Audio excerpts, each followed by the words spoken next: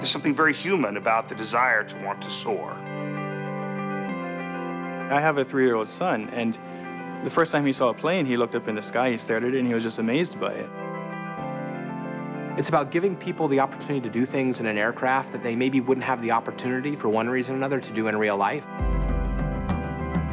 People tell us that, oh, I could never do that. I don't know how to fly an airplane. We show you you can.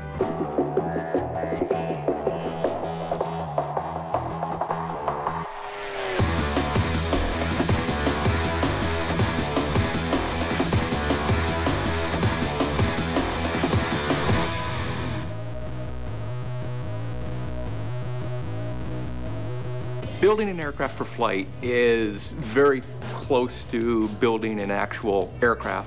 We can take 700 to 800 photos of just the exterior alone, and then another 400 to 500 photos of the interior. The most important thing for me, for the end user, is to be able to nail the visuals. Make sure the aircraft feel as realistic as possible.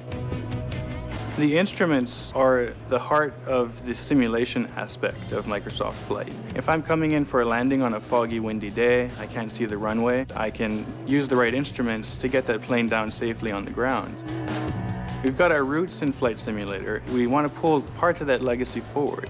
And if the cockpit isn't for you, you can still have a great experience flying the plane from the outside. The sounds of the aircraft model in particular are taken from that actual aircraft. The switches, any motors, anything that's idiosyncratic to that aircraft. When I saw the A5 for the first time, I was completely blown away by the design of it. Its cockpit was sort of modeled after a luxury sports car. Well, I think you look at the A5 and you see the future of aviation at the consumer level. You see what flying can be. The Icon A5 was a perfect match for our vision. It's the airplane players are first introduced to during the free experience. There's no one else out there we'd rather partner with than Microsoft to try to bring aviation to the consumer and bring it in a fun, exciting, visceral, dynamic way. The level of attention to detail that Microsoft gave to this project absolutely stunned us. We work very closely with Microsoft to make sure that every detail that's in the game is representative of the actual airplane. Icon was able to provide us CAD drawings. It gave us a model that was definitely more accurate. We went to their facility in Tehachapi, California. Put the aircraft down, put the mics up, start recording it. We run it through its RPM paces.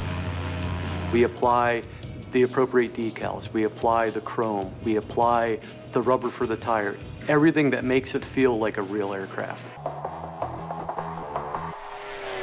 They created basically a virtual game for us that we were allowed to then play. And then by playing and actually flying the airplane, we were then able to give detailed feedback. And that's how we were able to get the A5 in flight to be so similar to how the A5 flies in real life. The best thing about Microsoft Flight to me is the focus on the experience of flying, not about the act of operating an airplane. That's a fundamental shift. I can do things in the game that I wouldn't be able to do in real life, but that I have a lot of fun pushing myself to do. You don't need a joystick, you don't need to use your keyboard, okay? Grab a mouse and go. Let your imagination manifest itself. I mean, let the dream of flying become real.